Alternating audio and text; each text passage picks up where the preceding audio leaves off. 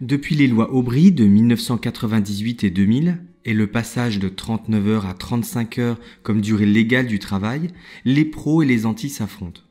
Le débat est aujourd'hui relancé avec la remise au gouvernement d'un rapport sur le droit du travail. Mais c'est quoi la durée légale du travail ? En France, la loi dit qu'un salarié du privé ne peut pas travailler plus de 35 heures par semaine, ou 1607 heures par an. Les heures effectuées au-delà de la durée légale sont considérées comme des heures supplémentaires. La loi stipule un maximum de 220 heures par an. Les 8 premières heures supplémentaires d'une semaine doivent être payées 25% plus cher et les suivantes 50% plus cher. Est-ce que c'est comme ça pour tout le monde ?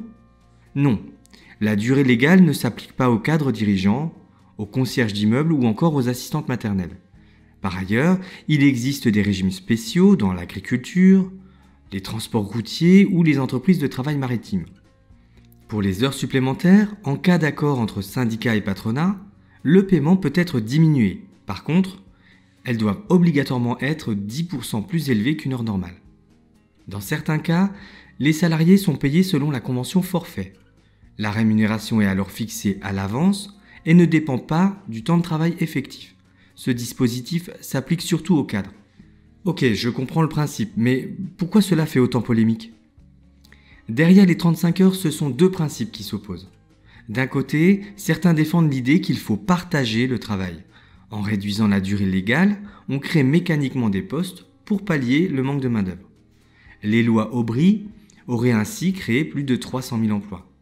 Aujourd'hui, la CGT ou le parti Nouvelle Donne militent, eux, pour un passage aux 32 heures et estiment que la mesure pourrait créer jusqu'à 1,5 million d'emplois. De l'autre, on dénonce des effets catastrophiques sur le coût du travail.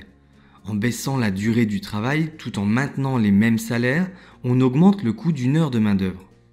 L'association d'entrepreneurs Croissance Plus, le MEDEF, tout comme les 3 favoris à la primaire de droite, sont favorables à un retour aux 39 heures, voire une suppression pure et simple de la durée légale du travail. Et chez nos voisins alors ? En Europe, la comparaison est délicate. La France est par exemple en queue de peloton en matière d'heures travaillées avec 40,7 heures en moyenne pour les temps pleins, mais si l'on inclut les temps partiels, avec 37,5 heures, elle passe devant ses voisins directs.